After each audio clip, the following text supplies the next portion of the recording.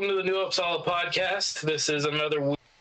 Happy to see you guys again, or happy to listen to y'all again, or have y'all listen, whatever, I don't care. This week we're talking about Midsummer, which is coming up here very shortly. Different parts of the world celebrated on different days, kinda, but it is here in the continental U.S., the 21st, right? Yeah, it shifts depending on like time zones and shit, right? And like hemispheres. Hemispheres, yes. Okay. It's the opposite. So Midsummer and Yule, I basically swap between the two hemispheres. Yeah. But it roughly takes place 21st, 22nd for North America. That's right. Anyway, talking about Midsummer, which is the June 21st. Yeah, June 21st this It is. Very excited. Super fun stuff. It is a massive celebration that is celebrated everywhere, not just us, but we seem to have the most fun with it, in my opinion, with what Midsummer is, with all of our practices and what we do. But yeah. So, where do you guys want to dig into this one first?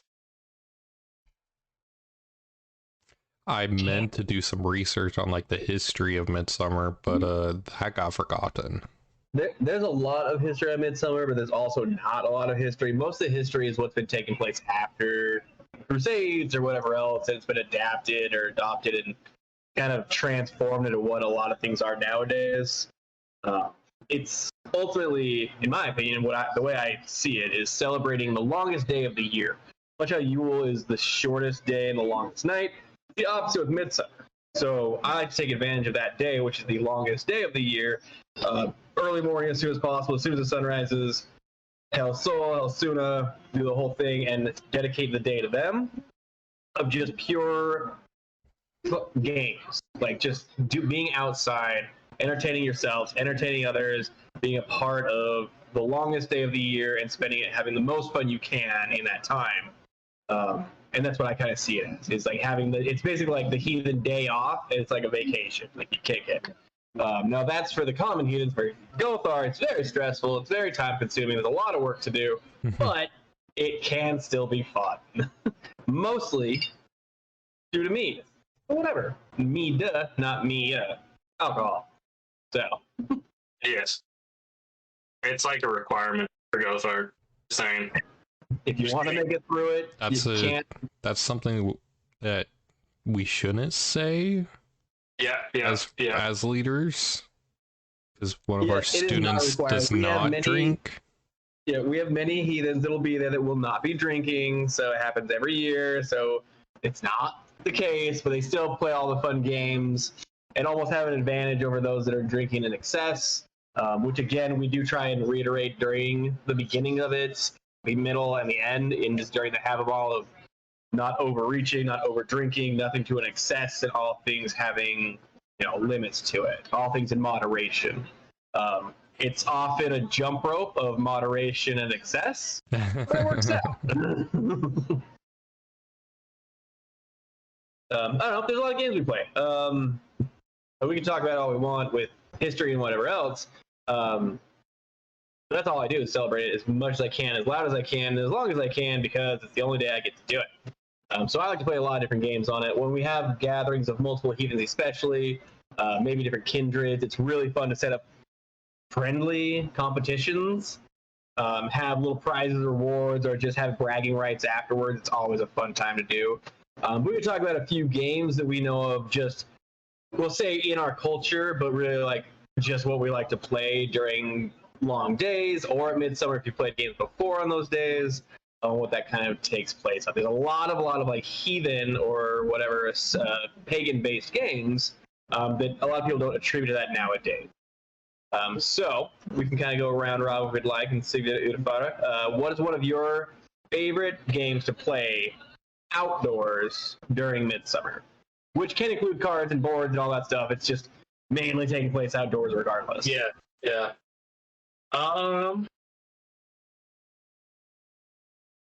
I'm terrible at the absolutely horrible.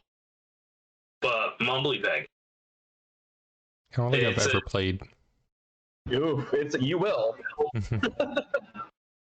Let me explain to everybody what Mumbly Peg is. It is extremely dangerous. I do not advise this. Please do not do stupid things on your own. Okay, anyway. I absolutely advise it. Do this all the time. Don't be dumb with it, though. So Mumbly Peg is a game where anywhere from, I would say, at least 3 people to upwards. I think I've had one game that played with like 12 people. It was absolute insanity. But it's essentially Twister with a knife on like grass or dirt is the best way to explain it. So what it is, you all stand in a circle, take a knife. Normally the edges are dull, but the point is sharp enough that it'll stick into the ground. That's the goal. And you will choose whoever starts, however anybody wants to do that. Take the knife. That person will say, okay, this person, right foot here, and throw the knife into the ground. If it sticks, that person has to put their right foot right there. If it doesn't stick, the person has to retrieve it. Now, once that knife sticks and say the how would you phrase that? Challenged? There we go. The challenged will put their right foot where that spot is, and now it's their turn. They can pick up that knife, throw it into the dirt wherever, and say, this person put there, throw the knife, the sticks, cool, whatever. But essentially what it turns into is this massive game of Twister while you're throwing a knife. And I'm absolutely horrible at it because I have zero flexibility at all. But I normally make up for it in pure unadulterated spite with not falling over. And that's how you get out. So if your hand touches the ground, your elbow touches the ground, any part except for your feet touch the ground, you're out. And then the game slowly dwindles around as you go. But yeah, it's a lot of fun, fairly dangerous. But to reiterate what Twister is with this, is it's only feet, not hands as well. Correct. So Twister has hands, don't use hands, just feet. And I highly recommend wearing shoes. Not sandals. Not sandals or barefoot. Look, I've been there on all occasions of doing all these things. Wear shoes. So you're telling me I have to pack something other than Crocs? No, wear Crocs. I will kill those Crocs. I'll aim for them. I don't even care. Well, I don't think I'll play. It does. It gets very fun. It gets very competitive. Mostly because you can tell who can't throw a knife into the ground. Because a lot of times, you can do it a lot of times and be really good at it, but every now and then does it hit. It bounces, it ricochets, it does all this crap, which is very dangerous when your legs are spread as far as they can go and someone tries to throw a knife between and it bounces, first of all. But it's also one that, it's fun because they throw it, and if it doesn't stick, that person has to get it. Now, if that person cannot retrieve it without moving their feet or without touching the ground, that's fine. But any of their feet move, anything touches the ground, they're out and moves to the next person, and they're given the knife. They don't have to retrieve it themselves. So it's a lot of fun. It's very spiteful. It's fun. At one point in time, we played, I think it was 8 people with 2 knives in the pit, and Coob being playing over the top of them. So people getting hit with batons while they're throwing 2 different knives. Good stuff. Good stuff. Midsummer's wild. Midsummer is wild, and for every successful throw, there's 15 drinks. So it escalates quickly. Oh yeah. But no, that'd be mine. Rain, what's yours? Mine has to be cornhole. Okay. I love cornhole. It's competitive, but then it's also friendly, and you could either play, one-on-one or, teams 4 or 2-on-2. So it's a lot of fun. Makes me remember, back when I was a kid, when me and my parents had a house out in the woods, we would play cornhole and horseshoes to kill the time. So cornhole's my summer game. Okay. That's awesome. I love it. Cornhole's super fun. Horseshoes, you mentioned horseshoes too. Love it. Got a horseshoe pit in my cabin. Both sides got stadium lighting. It's so much fun. But yeah, so I got two that I'm really fond of.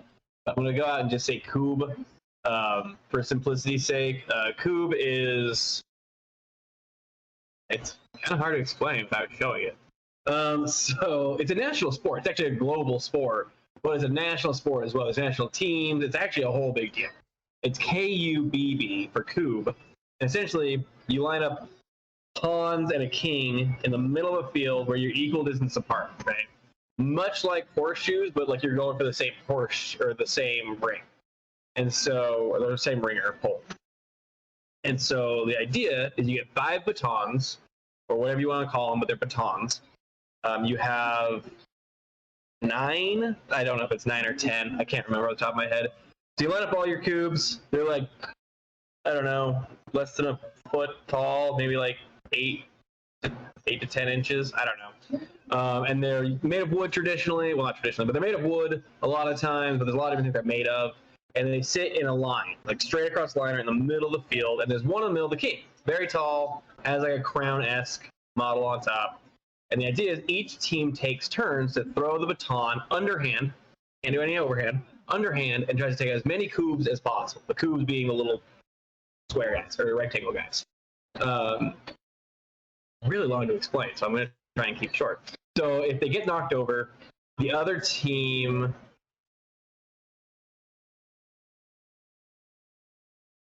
Oh, he broke. We broke him. It's been a while. I'm thinking now. So when you get knocked over, the other team goes and retrieves the cubes, okay, that have got knocked over or hit or whatever else that fell over. If it gets hit and doesn't fall over, doesn't matter. But if it gets hit and falls over, the other team grabs it. They go back to their lines. So we have lines, obviously like perimeter lines. And you stand outside the lines at all times. You can never get into the field. And they have to toss the cube into the other side of the field in their zone.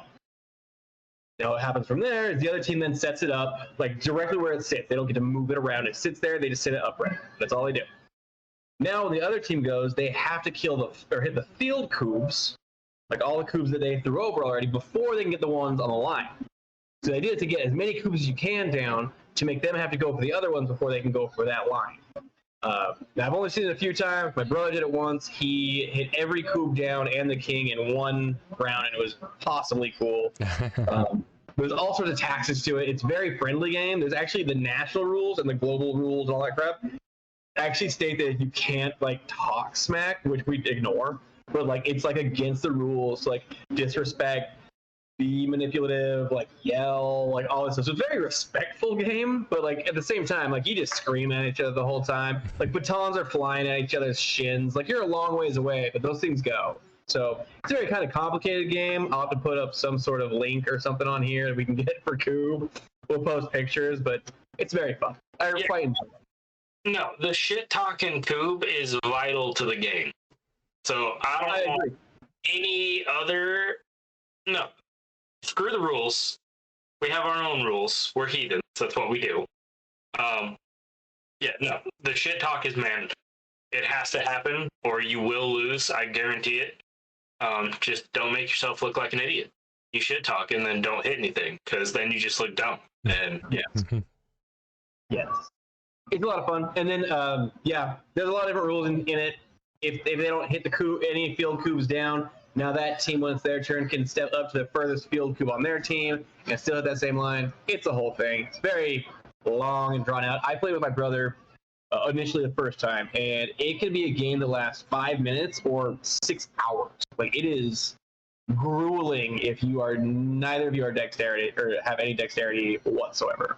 If you are not accurate, you don't have to be like the freaking sniper, but if you're not really accurate in your throws, you'll be there all day. It's great. I love it. That's kind of mine. I like that one. Good stuff. All good games. I think, we've said this in passing, but heathens aren't the only one that practice Midsummer. Many pagans, like Wiccans and all that, they actively participate Midsummer, but even then, usually Father's Day's around that time, and people go out, they go camping for Father's Day. I always went camping on Father's Day, so in a sense, we're inadvertently celebrating Midsummer. So you got that, and that's the only thing that like comes to mind when it comes to other individuals, other religions practicing Midsummer. There are a lot. It's celebrated in almost every country. We were kind of talking about this before you hopped on, but even in Christianity, it was dubbed as Saint Paul. Saint Paul? No, something the Baptist. Saint John the Baptist, or something like that. It was supposed to have been said that he was born 6 months before, in the Christian dialect that I've read at least, 6 months before Jesus, assuming and going with the idea that Jesus was born on December 25th. It was said that Saint John the Baptist, or whatever his name was, prepped the world for 6 months for Jesus's marketing or birth or whatever else. And so they do still use it. A lot of, mostly overseas, but a lot of, I don't know if it's Catholics or what necessary sect of Christianity does it per se, but it is celebrated even in Christian lores and things like that. That was like 1770. It became like a global holiday of sorts. So even like the Ukraine, Russia, Portugal, they all have different versions of celebrating this Midsummer. Mm-hmm. Now, as we talked before, the hemispheres celebrate it on basically opposite times. So essentially, their Yule will be taking place during our Midsummer and vice versa. So it's kind of interesting to see. And even during that, as Gothar, depending on the hemisphere you're in, does determine how you go about doing your practices for Midsummer or for most bloats to begin in general. I mean, it's you're either 6 months ahead or 6 months behind, depending how you look at it. I mean, we're getting ready for summer, and Australia's about to celebrate Yule. Yeah, that's just it. I mean, and even in any area, whatever else, you need to know your surroundings, you know your bearings, because at least the way I was taught and trained when I was younger is when you hallow grounds or whatever else, you always, where we are, you always do the north first, kind of set the grounds aside or hallow the grounds. In the southern hemisphere, you do south first, right? So it's the polarity on which one's pulling stronger in each direction. So a lot of times that's the case, and so there's a lot of weird little intricate details. So knowing where you are, what kind of practitions take place in those areas is a big kind of pass or fail to a lot of people that know better. I had to learn that through trial and error, not through I read a book and figured it out. My first 2 words out of my mouth were immediately interrupted by a much wiser, gray-bearded man and said, "You've already messed up." And I'm like, well, that was great.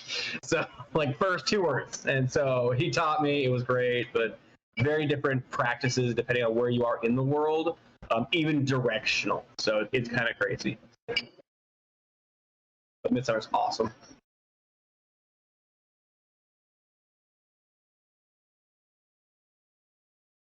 I was just going to try to fill the void of silence. Yeah, go for it, because I was just about to ramble. Oh, I just, mine is, I've never been told or taught, I mean, other than a White Wolf saying that, when you're hollowing a ground, you do it in the north side if you're on the northern hemisphere, or south if you're on the southern hemisphere. I've always done mine in the east and ending in the north, and then at the end of the ceremony I start with the north and end with the east to signify a whole day. So that's how I've done my hallowing, and I think that's the big thing to hammer around. I mean, you could do either way, but in the end, as long as you're consistent and there's a meaning behind it, I don't see a negative reason on. I mean, in the end, you're hollowing the ground. You're doing the ceremony. You might be doing it wrong in some people's eyes, but I feel if you have justification and reasoning to back up your theory of why you're doing this, then, I mean, there's no one way to heathen. So that's all. And I agree. I didn't mean it to sound like a blanket statement. The way I was taught was that I also believe that if you're, I mean, everything's based off where you're at, which could be anything. So to me, to say, on the eastern region, the eastern areas, you go eastern, western, but wherever you are, like China's like, yeah, US is either east or west. But to me, I'm like, oh, that's the east. Like, so it's very, very disciplined by the individual for sure. So here's what I would say on that. Trust your gut.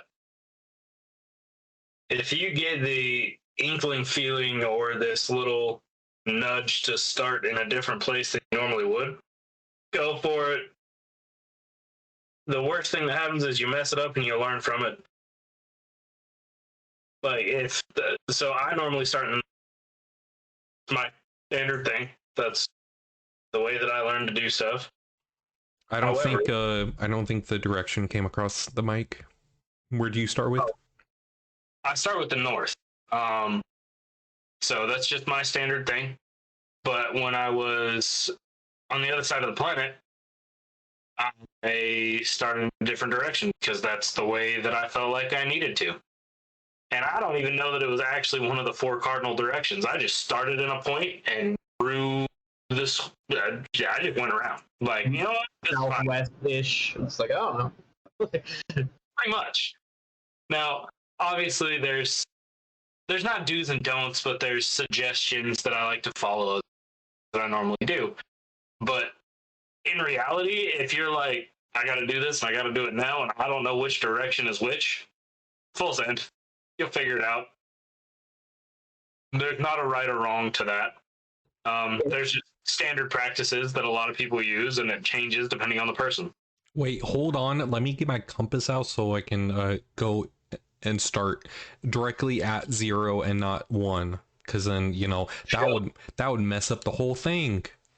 You joke about shit like that, but I've seen people do it. Yeah, seen it happen. It's wild, but whatever. A big reason why cardinal directions are used is something that I used to ask potential gothar, things like that, of like in Halloween's and bloats, things like that. If they did hallow the grounds, like I would say, okay, north, south, east, west, and they're like, all right, and I'm like, so why do we do that? And they're like, well, I don't know, because you told me to. I'm like, oh my stars.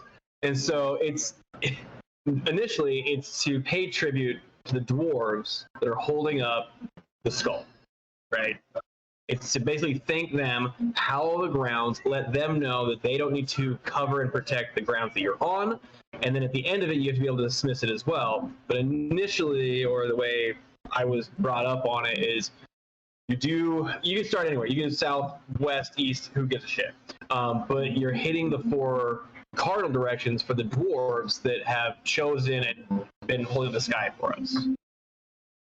So it's a way of like giving them the day off, saying, I've got it from here, I'll protect, I'll try, I'll do this, and basically relocating that area outside of the realm of Midgard and kind of creating its own space. That way you can have more exposure to the gods and goddesses, which can go either direction depending on how you live your life. But it's also another time to bring Suna, Sol, all of them into the mix of it and having a less encumbered space by the dwarf. And so that's why I was always told to do the cardinal directions, right? Because of basically the gratitude and the reaching out saying, thank you, let me take it from here for the day. You know what's funny? Even before I started with you guys, I did a Halloween.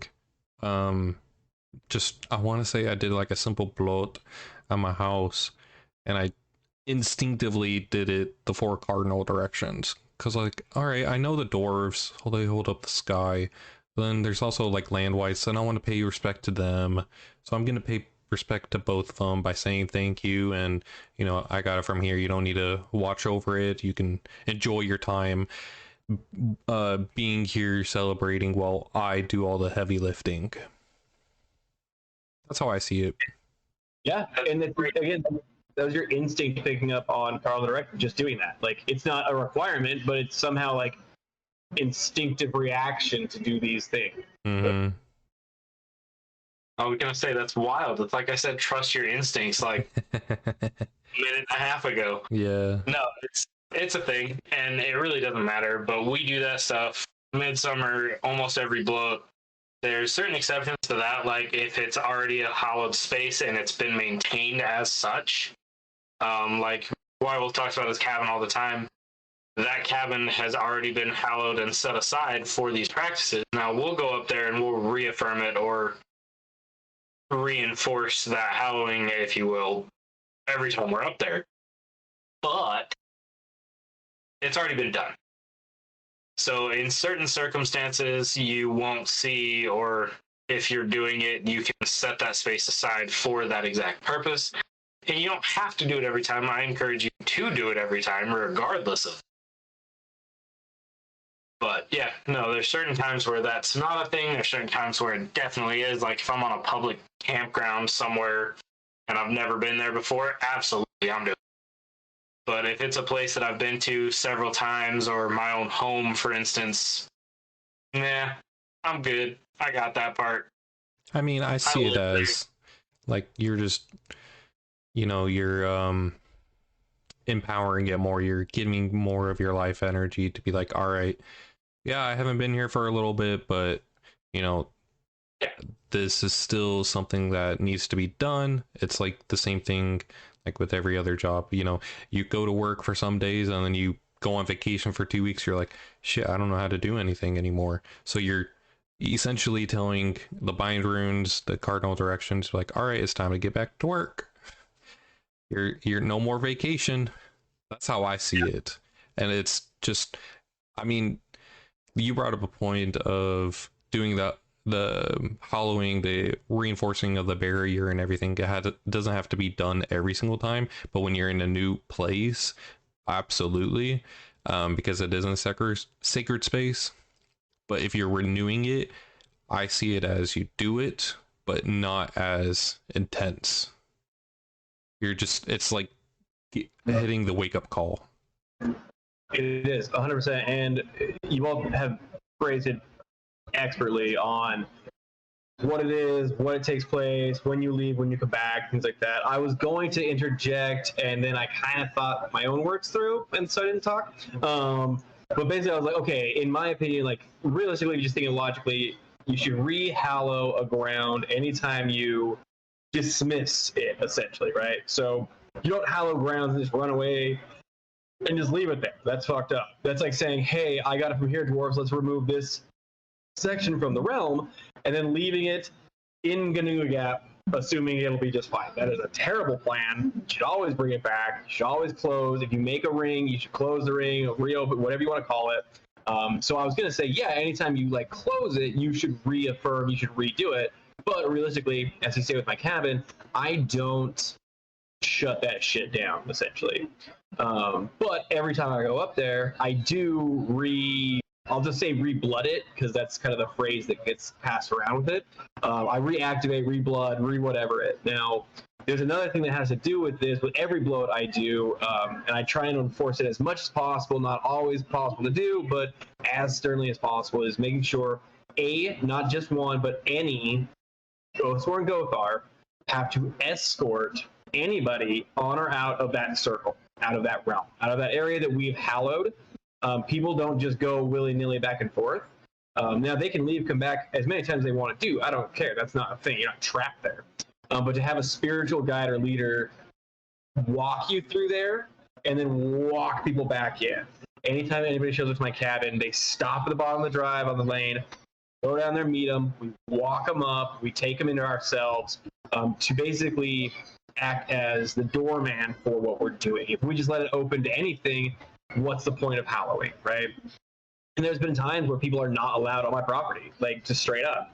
I'm like, hey, that's not happening, whatever else. Or during the time they get rambunctious to the point where I don't want them around families, friends, things like that, and we have to remove them from there. But we escort in and out every single time. Groceries, coffee runs, doesn't matter. If there's a Gothar available, they walk them in, they walk them out. Now it's funny, I think that Upar's seen it, is sometimes, not always, we don't do this, and we've literally seen people trip and fall on their face on the flat, nothing round, right where we hallowed, and it is hilarious. There was nothing, it's going to sound super sadistic, but there was nothing that brought me more happiness at one point in time when a screaming child wouldn't stop screaming, ran out, flap, hit the ground. And I was like, that was worth howling. Because we didn't escort him out. The kid just ran out. And just like, it looked like he tripped on a freaking tripwire. He just went, oh, and I'm like, ha. I was going to say, I've seen it so far as I've seen a car stall trying to pull in. Like, totally running, automatic transmission, not like, oh, they just screwed up the gear. No, it was a running vehicle that just hit the barrier and it just went, and just stops. And I was like, oh. I don't remember if you were there for one of the Midsummers where an individual left in their vehicle and ended up in the trees, like literally driving through a tree and destroyed almost his entire vehicle. And it was not it was just going down a driveway. Like, no big deal. But he like ran to his car, his buddies went and jumped in, they went to do like a beer run or some shit, and I was like, hold on, we'll get you out of there. They said, nope, they gunned it right through a bunch of trees at my cabin. I'm like, yep. So that makes sense to me. Like, it's like it blinded them and they hit that barrier and then they're like, oh crap, we're in a forest. Like, it was great. No, it can get a little weird. I'm not gonna lie. It gets kind of crazy the way that works. Because, yeah, I've seen kids fall. I've seen adults just all of a sudden, like, get woozy and, like, feel sick to their stomach when they step outside of it without being guided or without somebody there with them. It's crazy, but I've seen it happen. I've witnessed this happen. It's happened to me. I've done this. Not knowing the rules when I was a baby heathen. I did that.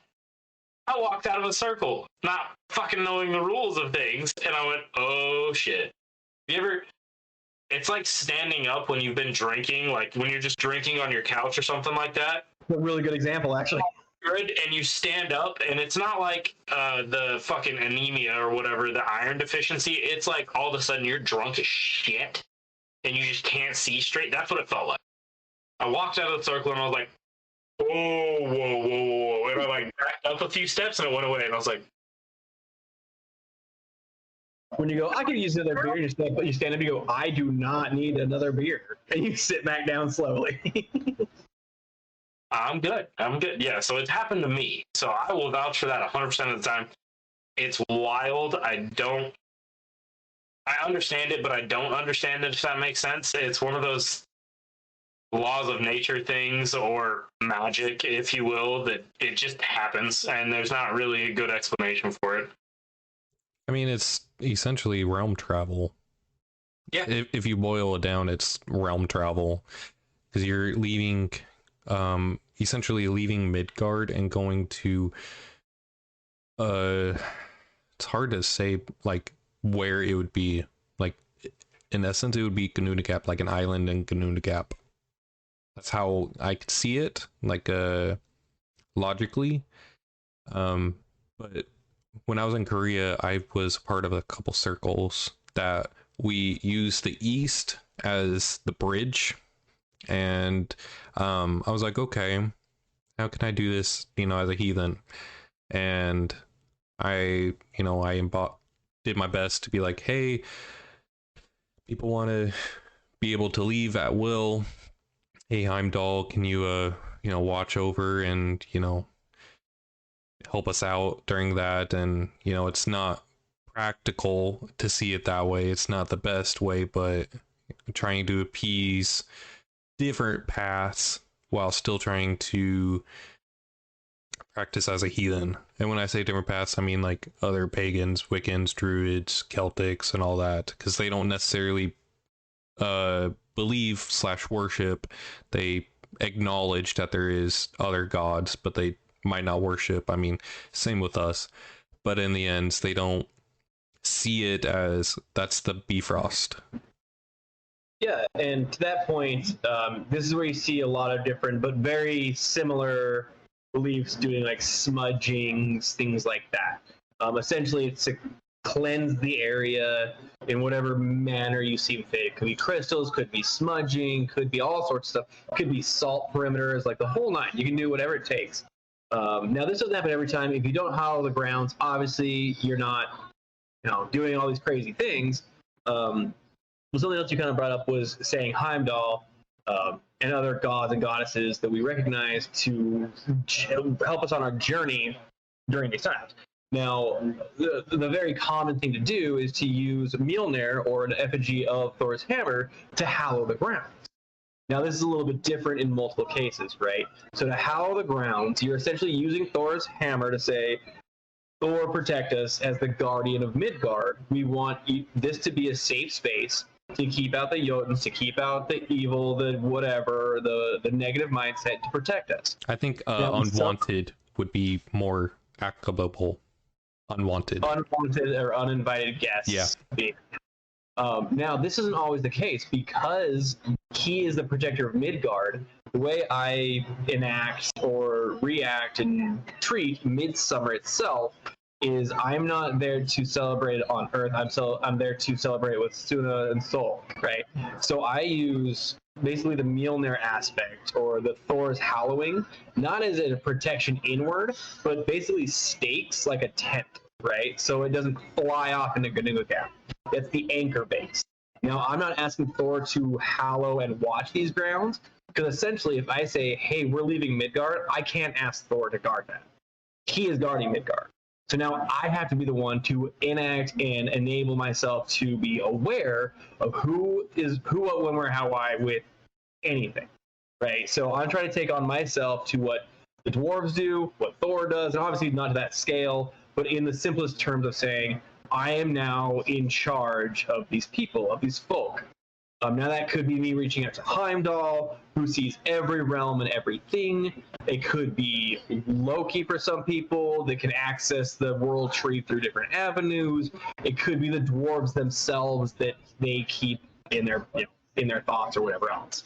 So the fact that you said Heimdall instead of like Thor, I really like, because a lot of people will hallow the grounds with Thor's hammer and then basically treat it like it's not Midgard, but in doing so kind of sets yourself up for failure, because you're like, Thor, watch this, and then you ghost him, essentially.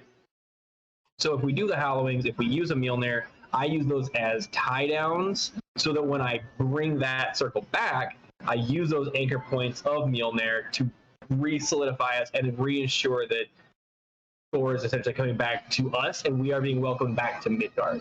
Yeah, I see it like that as well. Mine's more along the lines like I use Thor's hammer and then I use it through the shape of Thor's hammer, so that in the essence the upside down cross, but it's actually Thor's hammer, to be the and like the embodiment and like the empowering that lasts longer after the hammer's gone. Like after I go to the next cardinal point, the energy is staying there. I see it more along the lines of, hey Thor, you're protecting Midgard. I'm not a god, but I'm going to do my best to protect my people, just like you protect all of Midgard. That's how I see it. It's like, hey Thor. Yeah, it's like, hey Thor, look at me. I'm gonna do my best to be like you. And that's how I see hollowing in essence. But when you said White Wolf, when you said that in being the dwarves, being Thor, and it's not being the same like avenue, or not avenue, scale, I see it as you are being that. You are the scale, because if you think about it, you're a normal human with a better relationship and to go to the gods and all that, so you have some power when it comes to that. But you got 4 dwarves holding up a skull for how many years, and it hasn't cracked, it hasn't fell down. Then you got Thor, which he travels everywhere, but he stays around Midgard the most, and I don't see no Jotuns around. So in my head, you as a human protecting a small little space, like not even a mile in circumference and all that, you are in the same scale as the dwarves and Thor. I suppose almost square footage wise, yes. Like, okay, compared to his, but the potency, because the weakness involved. Yeah, it was more along the lines, he has, right, quote unquote, divine power, versus, your limited human power. That's what I was saying. We protect our own and our kin physically as much as possible, letting people on, kicking people off, and that's kind of what he does with everything. And to your point, not seeing a Jotun in a while, I mean, for you, you can just go look in a mirror. Funny thing is, if back in those days, I would have been considered a Jotun because the average was 5'4", 5'5". Yeah, I would have been considered tall. For the record, 5'6". Oh, I would have been fucking massive. Because I'm like 5'7", 5'8" depending on the day and the shoes I'm wearing. So, Raven, you have red beard and you're huge. You would have been an effigy of Thor.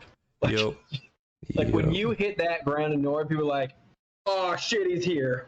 Yeah, I mean, funny thing is, so on a little side topic, I was walking outside work and I saw this Futhark drawn up on the whiteboard, and there's one guy that I know, he's I don't know what he is, but he believes in the Norse gods. He has a Mjolnir and everything. Don't know what he classifies as.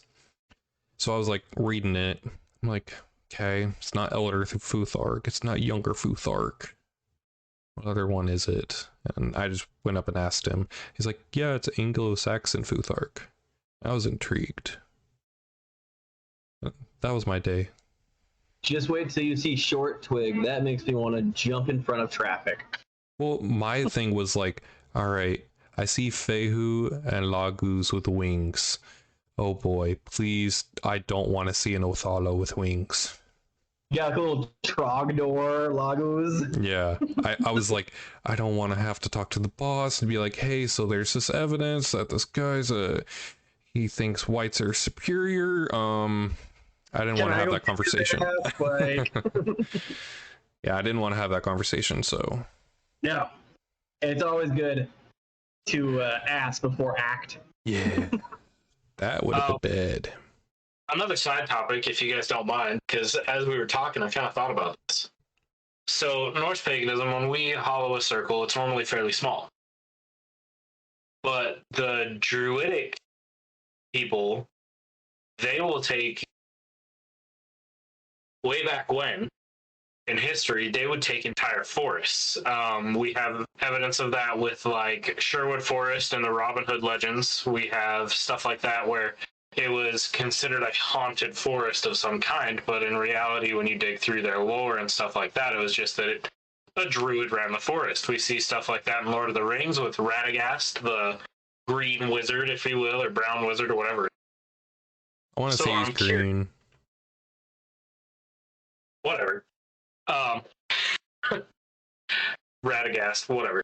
Radatasker, cool.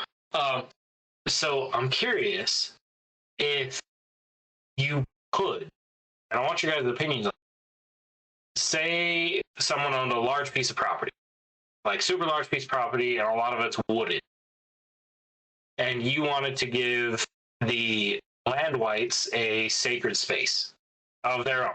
They can do whatever they want, however they want. Obviously, they will anyways, but you are going to set it aside for them. Do you think it would be a fair, or it's not even ethical, but would it be a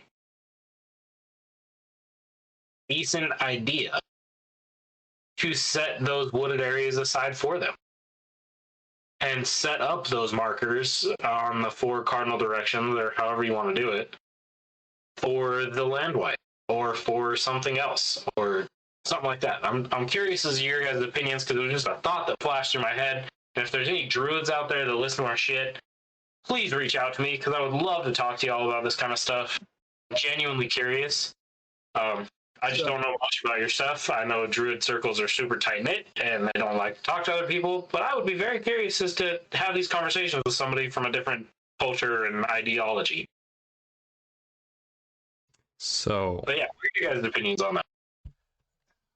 In essence, I wouldn't think hollowing would be the best, because that's you taking away their property.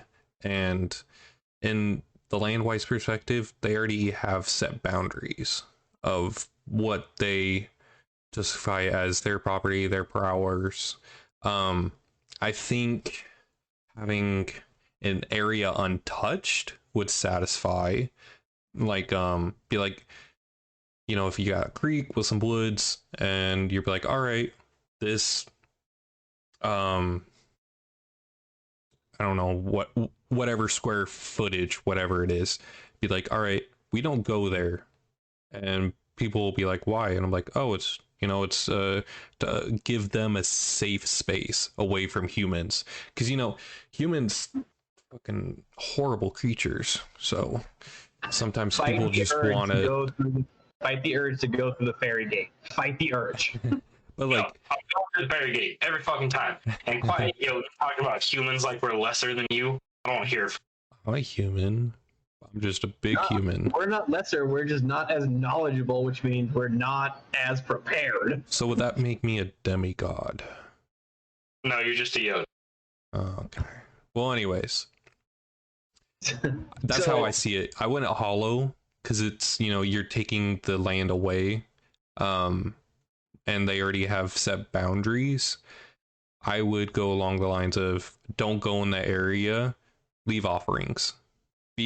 Have that be their safe space from any unwanted guests, because they can naturally take out whoever they is or whoever's unwanted. I mean, we all know of like haunted houses and everything, nasty spirits. I mean, from other cultures and everything, it's just unhappy land wights in essence.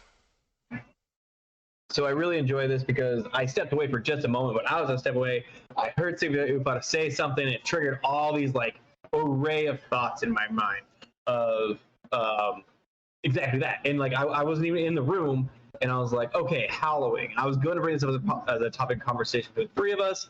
I'll still ask it after the fact, but I was thinking Halloween. Okay, are we keeping things out? Are we keeping things in? Are we caging, dismissing what this looks like? And so I was thinking about it while I was in the room, unable to hear the audio, so it makes me kind of happy that I came back to it. Was like, okay, like with land wights, right? Like they're basically the groundskeeper at all times. Now, is that someone that you in turn are asking to use the property for? Are you thanking them? Are you removing them, like dismissing them for the day? Like, what does this look like? And how do you do it? And I was going to say some of the best practices I've used is exactly what Rain Raven said in offerings, daily and every meal. Now, it could be to the gods, but it should be to the landwights as well. Now, if you're not familiar, a lot of times through landwights, this get a little bit deeper. We're not going to get into it a whole thing. The reason milk and cookies are left out for quote-unquote Santa Claus is because scraps and leftovers are made or designed or used as sacrifices or offerings for land or housewives. Right, so when it was believed that Odin was the one that traveled during the wild hunt and became this Santa Claus figure that would visit homes and not kill babies, like that was like, oh, what a great gift. We should give him cookies. And really, we were gifting the land and housewives for their protection, right? Like we can howl all we want, but if we go on a property and start doing this shit, something may already be there being like, no, I've just been waiting for you to close us off. Let's do a cage fight.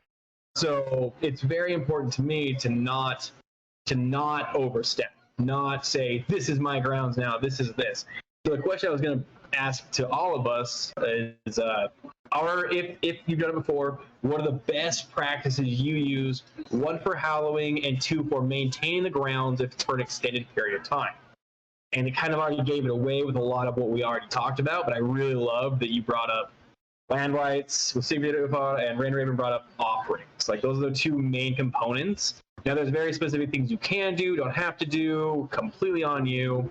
But I am curious if any of us have set up these offerings or setting up a Halloween. How do you, one, maintain it for a long period of time, or two, do you involve the housewives, the land wights, which gods, which goddesses? Like, what's your cutoff? Like, who are you bouncing in this realm, if that makes sense? Okay. So, quick story time leading into that. Jokingly earlier, you said, don't go through the fairy doors. I call bullshit. Go through the fairy doors. Do your own thing. Be smart. Don't be dumb. All that stuff. But when I go on hikes, I carry a bottle of mead with me or something like that, an offering of some kind. And I normally leave it in an area where something could use it. I was on a hike about 2, maybe 3 years ago now, and I saw this massive fairy door. I mean, it was huge, like 2 trees bent over each other. And I was like, okay, that looks sketchy as hell, but I'm dumb and I'm going to walk through it. Do what you want with that information. But when I walked through it, I walked to the first tree that I found, first big tree, and it was like straight through the fairy door. Super cool. And I took my offering that I had made and brought with me, and it was mead. So I took it in this little biodegradable cup, because I'm not an asshole, don't litter. And I set it at the base of this tree, and I poured the mead in. And then I walked back out, and I just said, hey, this is an offering to the land spirits of this area. I understand now that I'm intruding in your space, but I love that the beauty that you've created, blah, blah, blah, blah. Super cool. Very rewarding experience for me. I felt at peace. I wasn't necessarily threatened by any means, and I walked back out. Cool. About a year after that, I went on another hike up a different trail. I got lost as shit.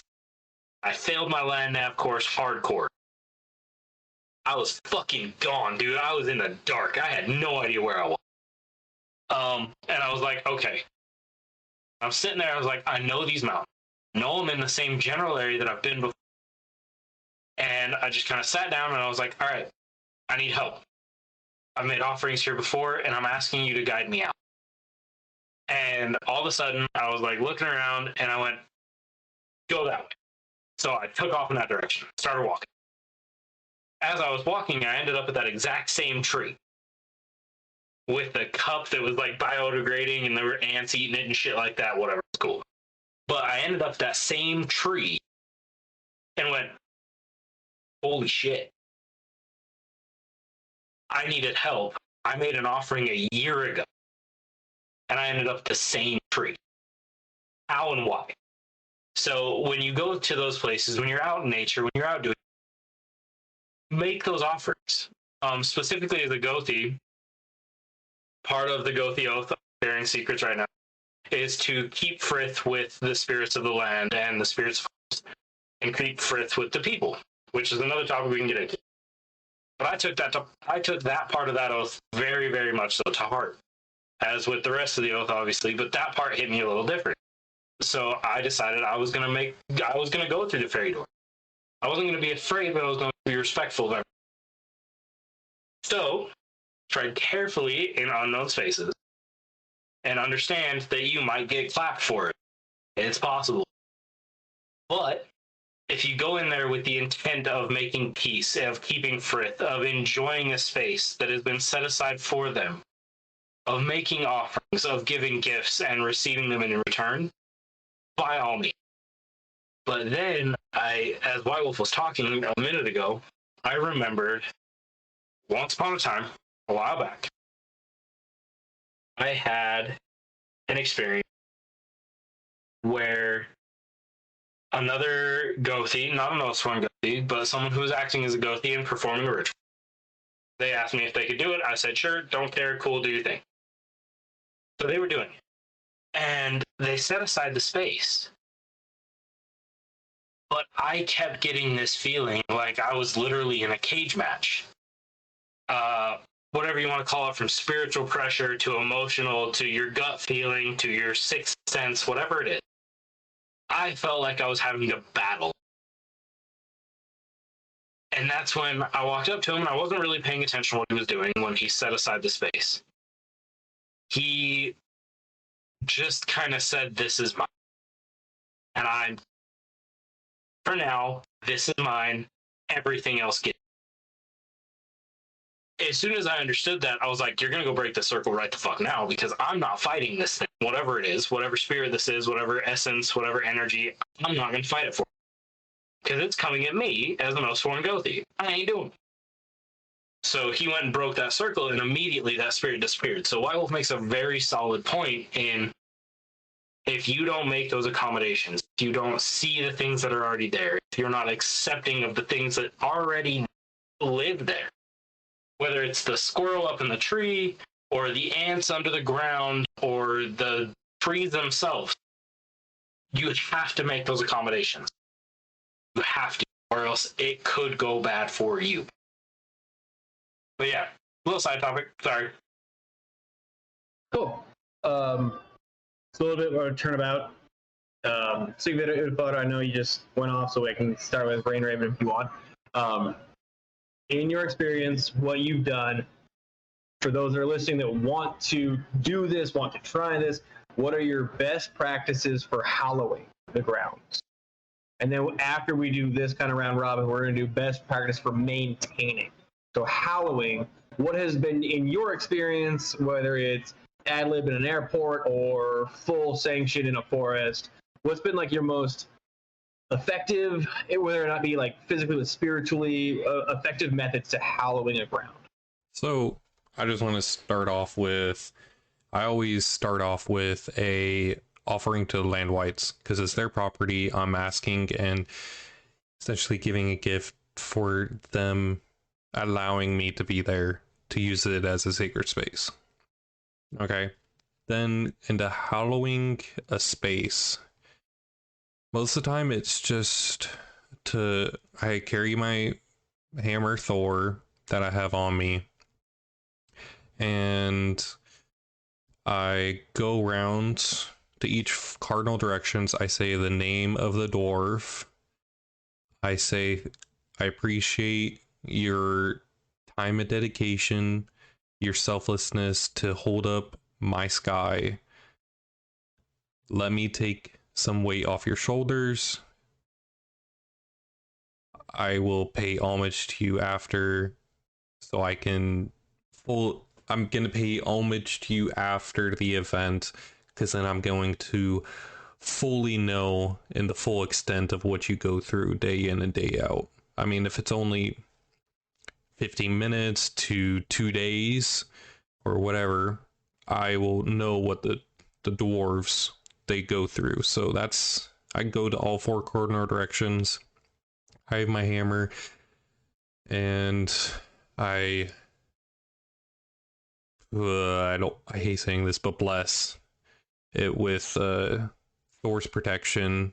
And yeah, it's not super intrinsic, but it's not super complex, and I don't think it has to be. But to people coming in to the circle, I sage them, because I unwanted and negative individuals, I want them out. So that's for anyone that's not coming in. It's more along the lines of anyone that wishes to do harm and not enjoy the community that's here, you're not welcome. So I like that. That's interesting. So, I mean, you could essentially, and in any capacity, you could do this, setting up like basically a sanitation station. Yeah.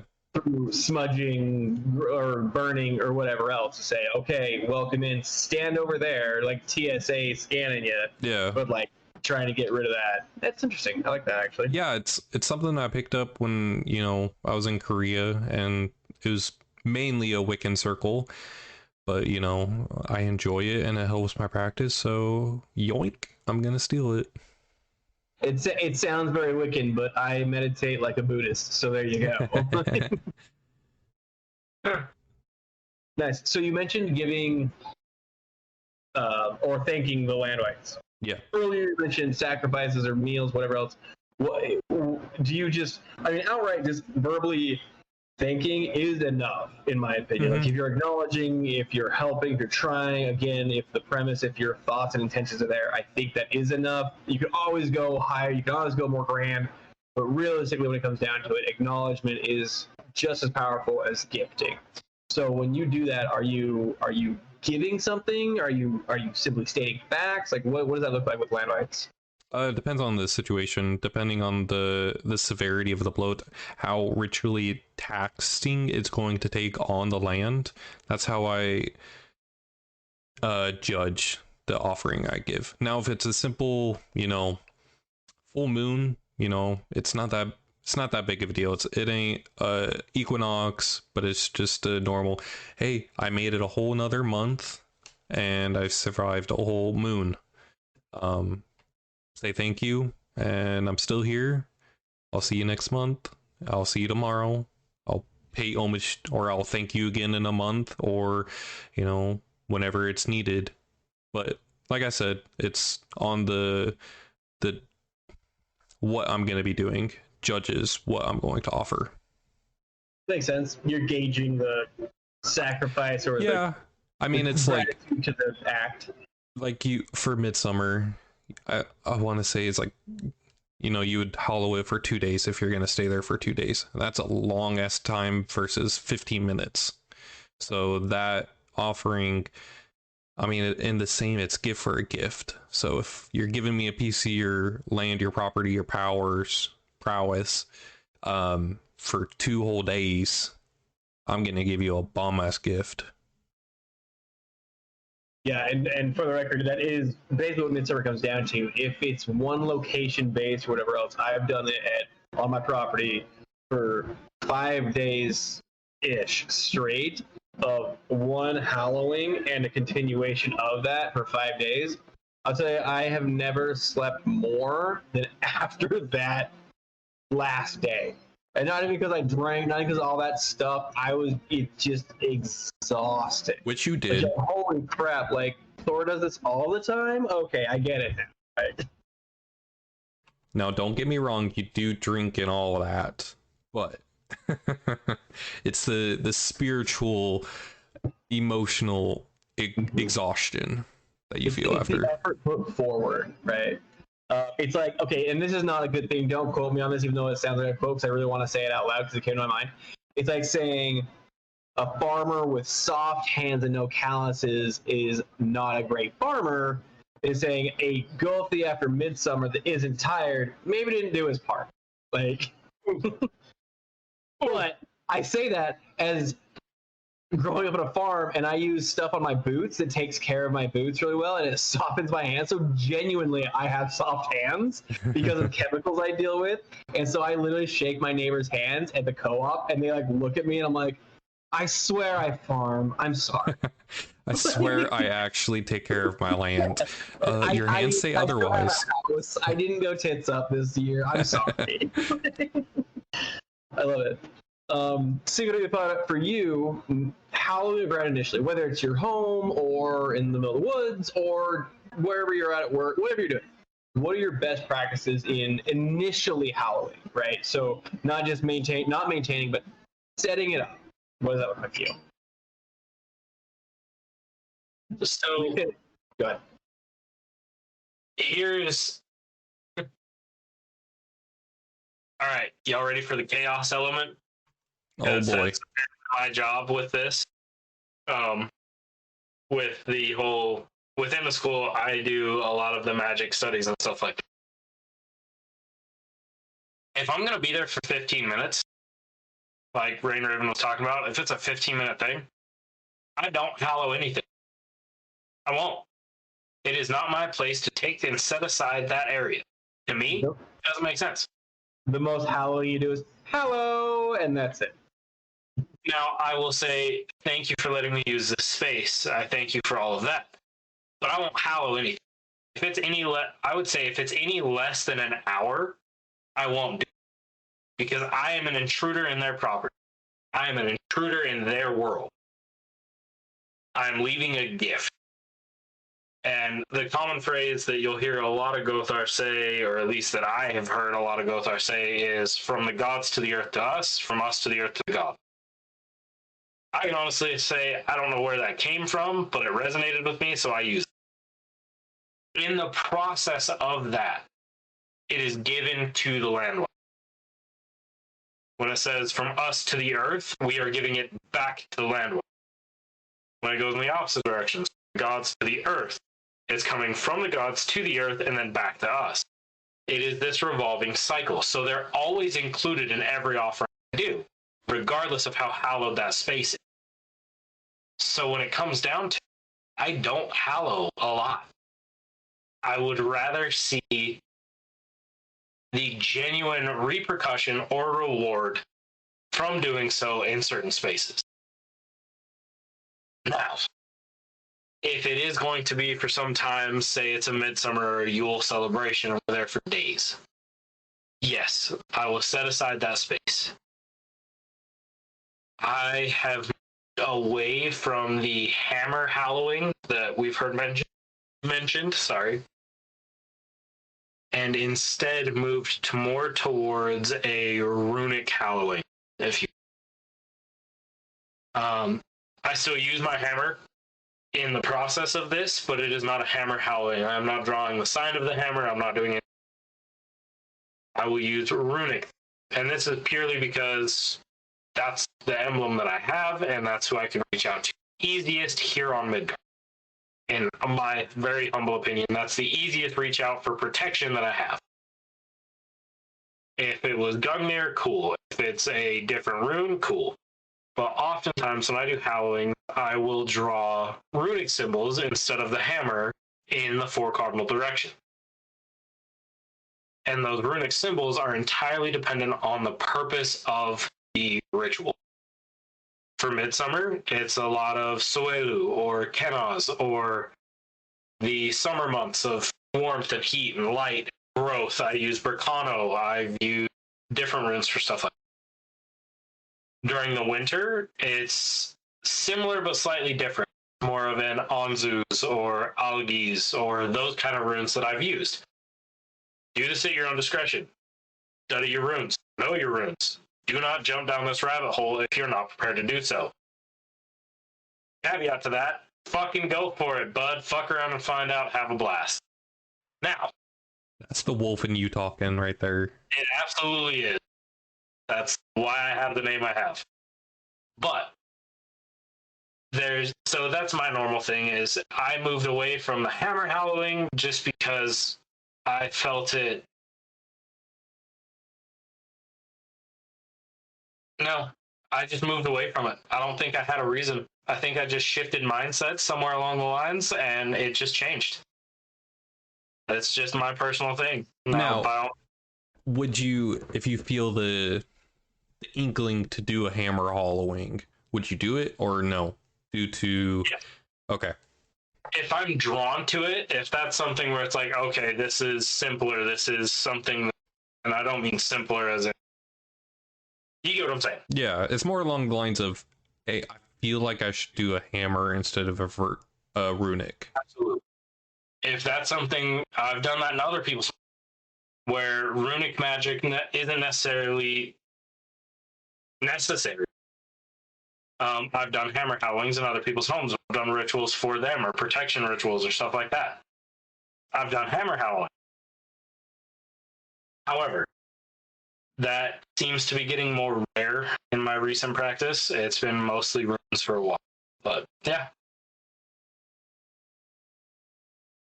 That's my basic, but I'm not basic in those aspects. I'm kind of psychotic, according to most people. Yeah, it's awesome. Mine, the first time I ever did anything ever on my own, in my own space, to really give myself, in my opinion, to give myself the best shot at seeing if I could connect with the gods, not a, or whichever one. I'm not trying to seek one out in particular. It was a long, long time ago. It was in a subterranean apartment, meaning it was underground. And I was reading from any online or book source I could find because I didn't know what I was doing, right? So I had set up, I learned all these things on howling, on the hammer rites is what it was called a lot of times, things like that, right? So I only did the front or the living room where I set everything up, and I set up a bowl of fruit, fresh fruit that I got from the farmer's market that morning. I set up a few other things, had some wine, had some meat in a real horn that I got from the property, like my farm, as well as a drinking horn and a goblet for myself, right? So this is my initial base, and I have a picture of it. It's like, it looks like something like a 4-year-old drew. But I decided, okay, I'm going to try to do a little bit of everything, but obviously this howling rite for this hammer has nothing to do with it. So initially, I set up candles in the cardinal directions, okay? And what I did from there is I lit a flame in the middle, and I went through a few different phrases, I would say, of essentially Thor, hallow and stead these halls, protect all those unwanted or unwelcome. And so I'd walk, and I went very, very slowly. I swear it took like 10 minutes to walk a very small living room in a one-bedroom apartment at the time. And when I hit each cardinal direction, I would stop. I would use that flame to light the candle, reinstate it, slowly walk, and continually chant that same thing until every single one was lit. I started where I was, I walked forward, I then set the candle that I started with in the center next to the fruit, and I went from there. Now, whether it was meditations, bloats, mine was Freyfaxi, I believe, so that was a little bit different for me. My very first Halloween that I did in a underground apartment was that, and I swear it was, I mean, obviously it was life-changing because here I am, but it was very powerful in the most simplistic sense that I had like fucking Etsy candles or something. It wasn't Etsy candles because that wasn't a thing then, but there were candles in the directions, but I was using the grounds. I wasn't smudging. I didn't know what I was doing, but I knew that I lit this flame that I'm holding. I basically embodied myself as much as possible, tried to embody Thor or another god, which was Thor. It was just, for me, it was Thor at the time, because I didn't know any better. And I used that as basically guiding Thor through the property of where I want him to protect. Not just say, hey, protect my place, because that's like, oh, but the bathroom's over there. No, like it was a very small enclosure. I made sure it was very specific. I hit every candle. I didn't go outside of it. Nothing changed in the perimeters. If I could do it, I was climbing over couches like super awkwardly, but the flame held perfectly still, and I was just like, nope, okay, cool, yep, there you go, because it was a very small apartment. And that was the first time I did a house. There's no wrong way to do it if you dedicate yourself to it. Because I hit that and I was like, damn, sometimes I have Halloweens that take place that I see other gothar do in a grand scale with over 50 plus, 100 plus people. And it doesn't feel the same as what resonated with me in a subterranean apartment one day. Now, what my common thing now is, depending on where I am, I'll do a similar aspect to it, but not nearly what I do on my own grounds. As I've mentioned before, my cabin I've set aside for many, many years to keep up on that, right? So I take a little bit of both sides. To Uppala's point, I have bind runes that I have carved onto the property in various locations, blooded, all that stuff. So I revisit and I redo that. I do not use a hammer for that. I believe myself to activate the runes, to invoke the gods that I believe will keep me the safest, to keep a watch over me, to have the best benefits, as well as the house and land rights. Because it's a cabin property, there's a structure. I ask for house and land, not just land. Outside of that, if I'm in a more common grounds, it's not my own, I will use a Mjolnir or a Hammerite, and I will hit the cardinal directions as closely as possible to do these things. But again, literally, I see all walks of life do it all different ways, but in my opinion, the way I've done it originally was kind of the most pure and innocent, and it somehow resonated really strongly. It could have been because of my first time, could have been because it was an effective move, but really, like, not just going, okay, I did north, now I'm going to go south, now I'm going to go east, now I'm going to go west. I slowly walked that whole perimeter as much as you want protected, and I slowly basically chanted and incanted whatever I could to invoke the help, anything else but the assistance or help of Thor if he was willing to do so. Now, that at the time, I didn't realize what my true intentions were on separating spaces. I was like, I'm not separating the space from Midgard. I just want Thor to kind of focus up right here. I'll do my best to keep people out. If you do your best to keep people out, we'll have a nice place to chill. So that was kind of mine, between the extreme and the non-extreme. I do the bind runes, I do the bloods, but I also find somehow a power in simplicity, in walking, saying it, thanking, and just being there and walking the grounds. It's said back in the day with our ancestors, you know, a man's property was based on however far he can walk in a day, essentially. And to me, that's the same as what I'm hallowing. However much I'm willing to hallow is that however much I'm going to slowly walk and make sure I do it right. It could be 10-foot space. It can be a fire pit. That's fine. That can be quick, sweet. That can be grand, whatever else. But if I'm doing the whole property, it's going to take me a solid hour to walk it, because I walk it to familiarize myself with the trees, with the bushes, with the paths, with everything, so that if something happens, I know the grounds I'm hallowing. I know how to react accordingly. So from the simplistic, I lit a candle, to I walked 10 miles and all that crap. I've never done that in my life. But that's kind of my get to with that on how I hallow. Now, I've used Mjolnirs around my neck. I've used effigies or carvings that some heathens actually carved for me in their Mjolnir states. I mean, I've seen people use literal hammers, like nail hammers, and basically just like reinforce it to make it more Mjolnir shaped, but to have the same weight and aspects of it. It's a hammer, it's a blacksmith tool, all sorts of things like that. So that's how I simplistically and more commonly do it. My simplistic is the candles. My more common is my runes on my property. I don't hallow a lot of grounds nowadays, so that's kind of my take.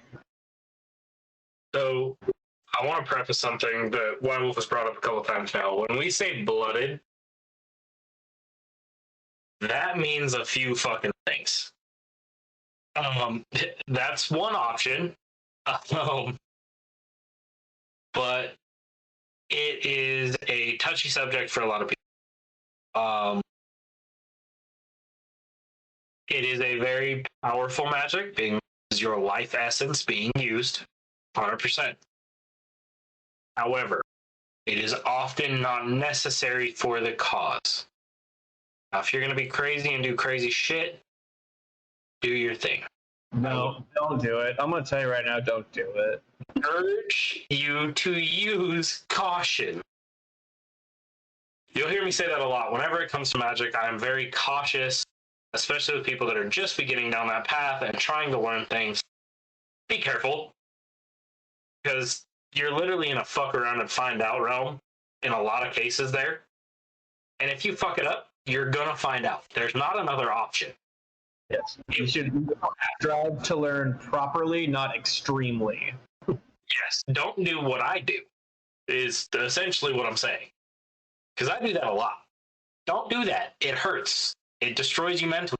It destroys you emotionally. It will fuck up relationships. It's bad. Don't do that. But when we say blooded, oftentimes if you've seen or know anybody that has type 1 diabetes or type 2 diabetes and finger pokers,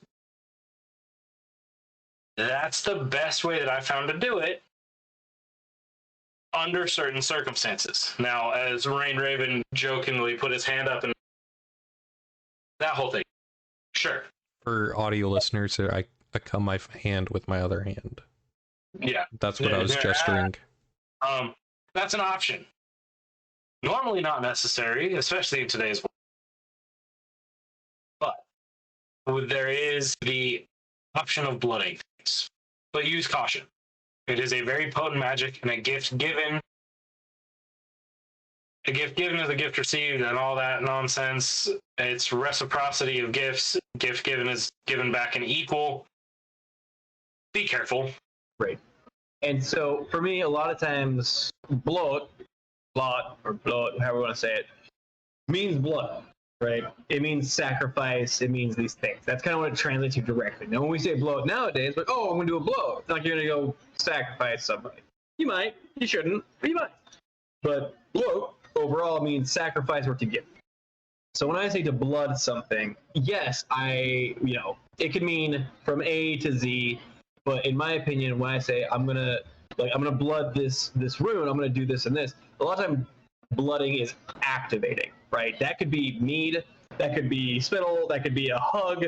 Like it's how you go about re-energizing whatever you're trying to do. That could be through meditation. That could be you awakening yourself inward through any other sort of transitive methods.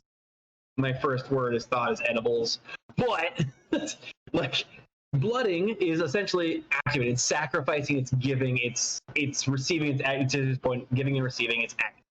So I'm not gonna go blood my Xbox, I'm gonna turn that sucker on, but in the sense of I'm gonna blood this, it's an activation process, not a literal blood process. Because even blood means blood, and while our ancestors did use blood sacrifices very commonly, ours nowadays for extreme circumstances that never happens. I myself have only been a part of 2 that blood, like literal blood, was used, and it was some crazy shit. Like don't. It's not a Dr. Seuss book. It's like something the Brothers Grimm thought. So don't. But the blood to me is to activate to create whatever else. So they say blood your runes.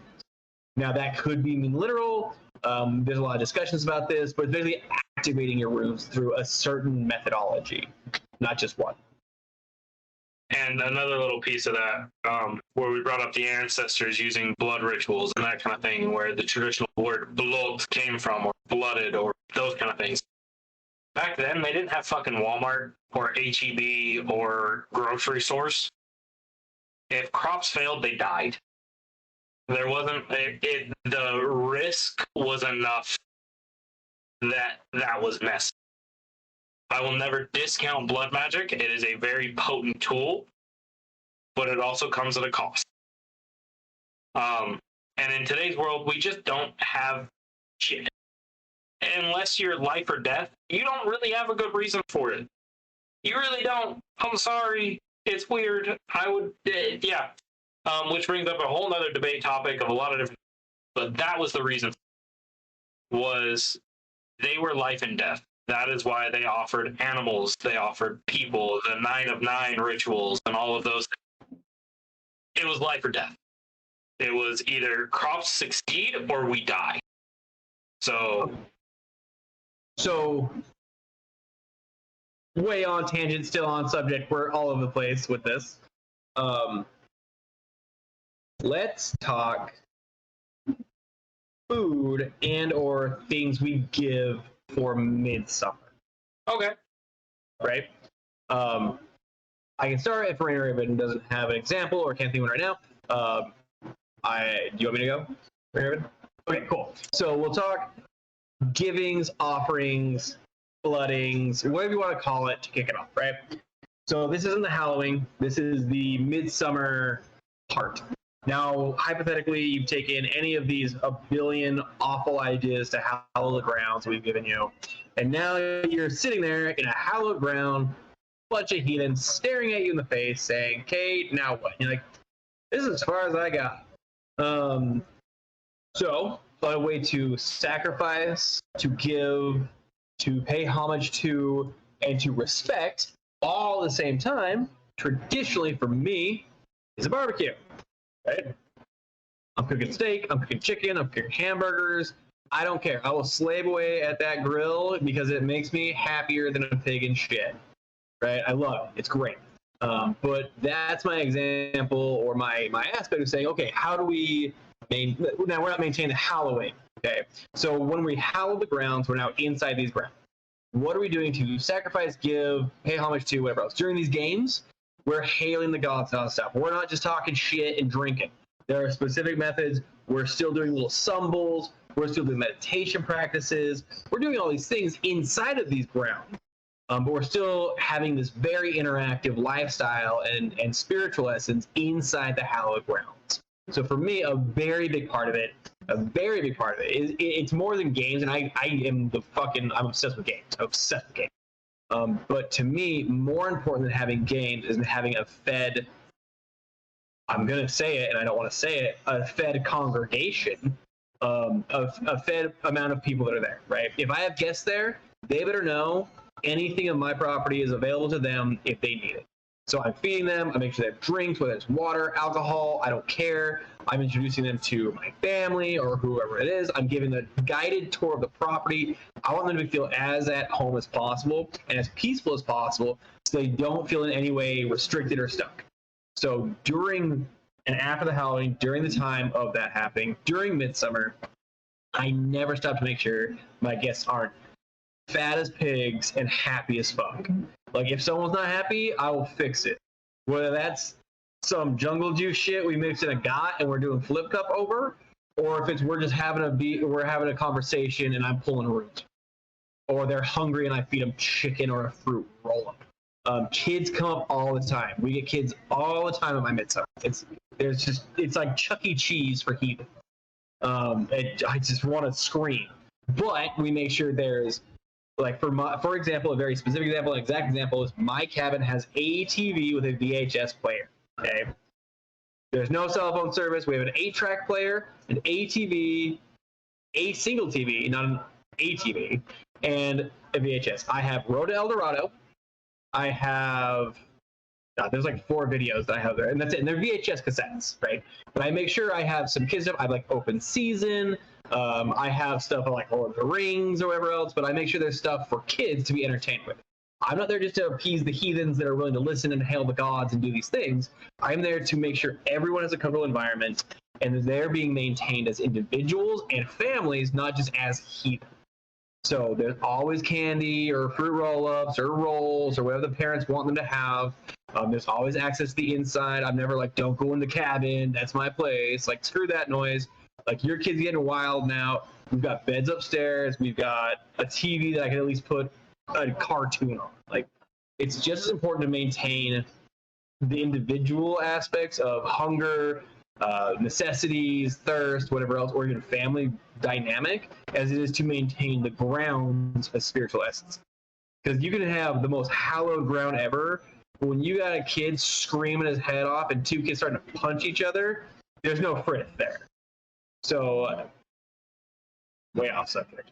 But this is more of a maintaining thing than anything else. The way I sacrifice on the daily during Midsummer is making sure my guests are taken care of, well fed, not thirsty, and their families are at least at a certain degree of peace. Now, I can't make everyone happy. I'm not tequila. I can't do that. But that's kind of the getaway for me, is just making sure that they're set enough that they can all somewhat enjoy themselves. That's my maintenance side of it, of the daily maintenance, if that makes sense. It does. Right, Raven, did you want to go before I did? To be honest, I thought it was completely different. Like, what would you offer to the land wights, to the gods? And I'll just answer that question. So for land wights, I would offer more fruits and vegetables. I don't know why, but I see them more vegetarian based. Granted, animals die in their land and everything. They probably indulge. I don't know why, but I see fruits and vegetables, more lighty foods, for that purpose. For the gods, more along the lines of meat, cheese, bread, like more comfort food. That's how I see it. It's a charcuterie tray. You got like a whole thing. Like, I like it. That's like Netflix and chill vibe. I like that. Yeah. So wait a second. Hold on. Netflix and chill with the gods? I don't think you use that term correctly, old man. What is it? Ragnarok and die? What do you want? Yeah, that's what I was thinking about when you asked your question. So that's what I'm going to answer it with. Okay. Solid. So traditionally it was all livestock. Hold on, just to not put you more on the spot, Severe, but I'm gonna. Sigvida Utvar, this year you are hosting Midsummers on your property in your house. How do you plan to maintain that hallowed grounds and, to as much as you can, we're not gods, the frith within those realms, that circle? Okay. So one, let me answer your original question, then I'll answer that one. Originally, traditionally, it was livestock, even human sacrifices were made during the Midsummer celebrations. That was a thing. Get over it. Cool. This year, to Rain Raven's point, I think we're here for 5 days for Midsummer, something like that. And the food that we eat will also be offered. So whether it's good old-fashioned American cheeseburgers, or a whole roasted chicken, or whatever we're eating, that's what the offering will be. Now, to your question, White Wolf, of how I plan to do so. You brought up kids. I have an air-conditioned house. I can keep kids happy. I have couches. Yeah, I know. No, me and I both feel on this one. Screw you. I got mine coming in. What is it? The 19th. So like as soon as we get ready for Midsummer, I'm having AC installed in my house, so I got a cool house when I come back home. I basically have an R2D2 unit sitting over that. That's why I'm probably really loud, because I have like 3 devices. They're literally like the size of R2D2 blowing out cold air, and like barely. So. Yeah. No, I'm super excited. So we have that option, because here in Utah, it's fucking hot during summers. It's been like 80 degrees for like the last 2 weeks. Super fun. And it's only going to get hotter for the next couple. So we have an air-conditioned house. We have filtered water and through a fridge and through pipes through that. So I know my guests are taken care of, at least on their basic needs. We'll be making such throughout the we have a decent-sized TV for children, and we actually have set aside with the client that we're working with for this, we have set aside a specific time where children will be put in front of a TV to watch a movie. Chill out, relax, take naps. We have different rooms for little babies to take naps. We've made that accommodation. Little gummy melatonins, like, oh, it's a Flintstone thing. Melatonin, go to sleep. You're not joking? That's a daily. Yeah, no, that's legit. I have those too. Don't be afraid to drug your kids. Just kidding. Don't drug your kids. Don't take that wrong. Chloroform's great. Anyways,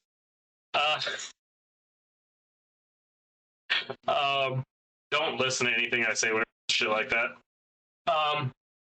For adults, there will be beverages provided. There will be food provided. They also have access to the house the whole time. This will be the first time that I have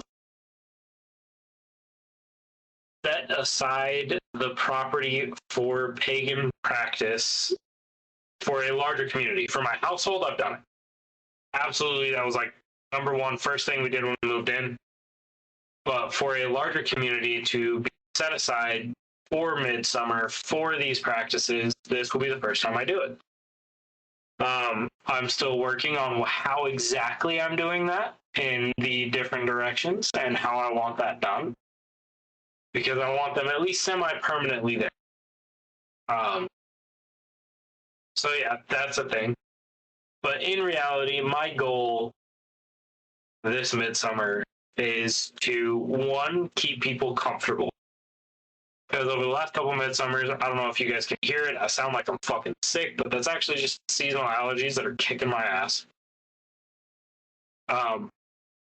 So I want people to be comfortable, whatever that means, whether it's staying inside for a minute in air conditioning or being outside all day and having a blast, cool, whatever that is. The second part is I want to create an environment where they can learn. And I want that environment set aside so that the Aesir and the Vanir, the gods in general, come and witness and see, as well as the land whites and the house white of my home, to be there as well to help teach and educate and just be there for the support that certain members of our community, I'm sure, need, that I'm either not aware of or just haven't. But that's my goal. Those are my 3 goals.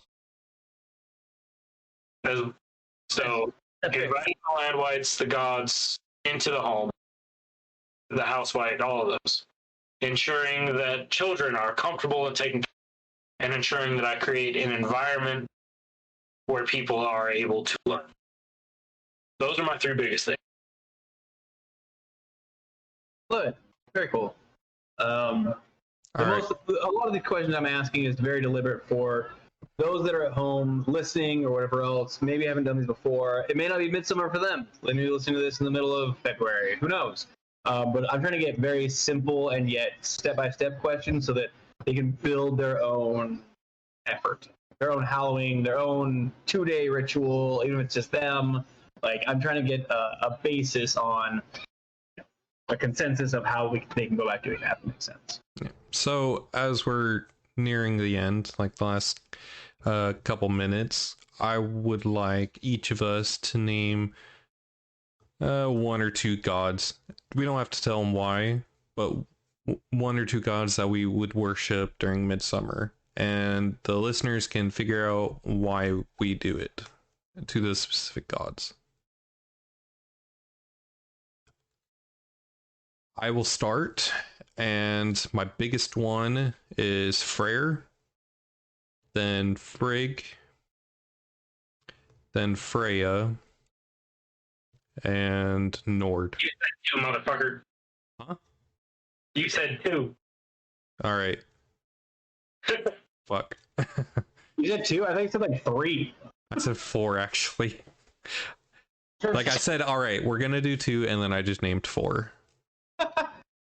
Okay. All right. So I'm just breaking my own rules. You're comfortable doing, I suppose. Yeah. But Freyr is the big one, and then Freya is another big one. There. Okay. Go ahead, I'll go last. For Midsummer specifically, is that what we're kind of getting at right now? Yes. Okay. Midsummer specifically, Heimdall, always my OG, because he can overwatch me whether I'm going to the gap, Muspelheim, Midgard, or I'm just dead.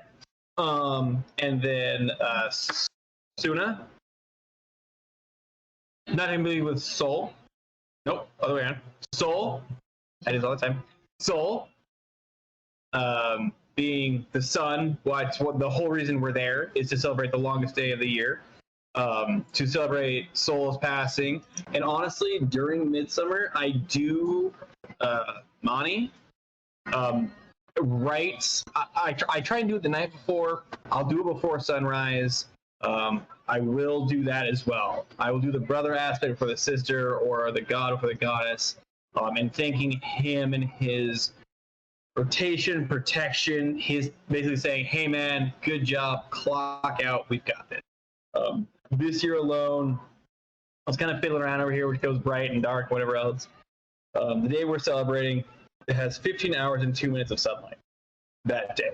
The sun rises at 5:55. This is the location of your home.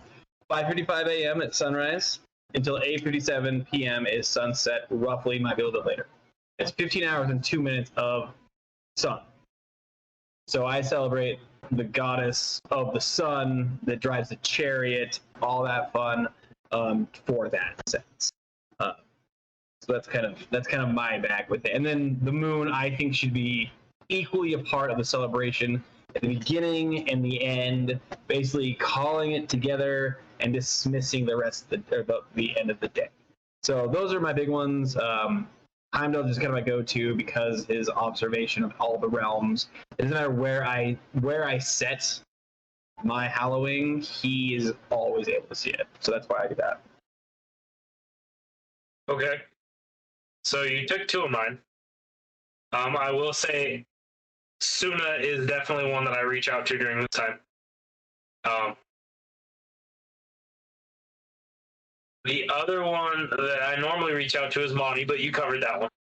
So I'll go with the other two that I actually look to during this time that are very off topic for a lot of people, but I like to see the yin and yang, the polar opposite things. So I have actually made offerings to two different of the gods that most people don't even think about during the summertime, which is Uller and Skadi. In their resting period, their hibernation, if you will, or their preparing phase to combat the winter. I've done it for a few times. I don't know that White Wolf has ever noticed it, but I have made offerings to Uller during Midsummer for the last 3 years. I know it doesn't make sense to a lot of people. I know Uller, and Uller does make sense to me. Scotty is a little bit of a sketchier side of mine. That's fine. I don't really care. So Uller, to me, he is the god of winter and the god of the hunt. He is oftentimes neglected during this time of year. However, in previous podcasts that we've done, I've said that Uller was one that I've reached out to personally and one of the halls that I would rather go to at the end of time. And when I pass inevitably from this world, I would want to go hang out with Uller. So yeah, I reach out to Uller. as the groundskeeper of the forests, as the god that looks out for hunt. So yeah, those are two that I've made offerings to in the past during Midsummer that I feel are often forgotten. There's others as well, as I'm sure we all could go on for days as to who, and eventually we'd cover all of them, which is absolutely, that's the struggle of being a Gothi in this kind of aspect, is we will relate all the gods to a specific event, whether it's so that they're not neglected or because we choose to honor them at this time or whatever it is. We would eventually choose all of them. But yeah, I've done Ulrich Scotty for the past 2 Midsummers, but Mani and Suna are the two that I've reached out to the most during the Midsummer. Nice. Love it. Yeah, again, for those not fully aware, for Northern Hemisphere, where we're located, Midsummer is in the next 2 weeks, or it is actually in 2 weeks. Traditionally, the 20th and the 21st are the longest days of the year, but celebrations take place anywhere, including and in between all those times. Now, this year, it's like on a freaking Tuesday or something. It's technically the 21st is a Wednesday. Ironically, Odin's Day, but we aren't talking about that. So don't feel like you're not doing your part by doing it on a weekend or a day off that you can sacrifice Thursday, Friday. Who cares? Midsummer is just simply a time to bask and chill. Like, if you can literally do nothing else except for have the day to kick your feet up and do nothing, if that's what it takes, that is a Midsummer celebration. So don't feel pressured into doing these grandeur ideas. The idea that I wanted to get to all these conversations is if you decide to host 2 friends, 5 friends, 100 people, or just your significant other, these are the next couple weeks as well. What the fuck is going on? What? No. The recording just stopped during White Wolf's final tangent. So that will be messed around with. I wonder which god I pissed off. I don't know what it was, but in conclusion, appreciate you all staying with us, and we'll see you guys on the next episode. Don't know the topic yet, but we'll get there. Maybe we'll do best or worst Midsummers. Oh boy. Don't do that. That would terrible. Edit that out. That's a bad idea. That's a bad idea. That's a bad idea. Bye bye. Bye.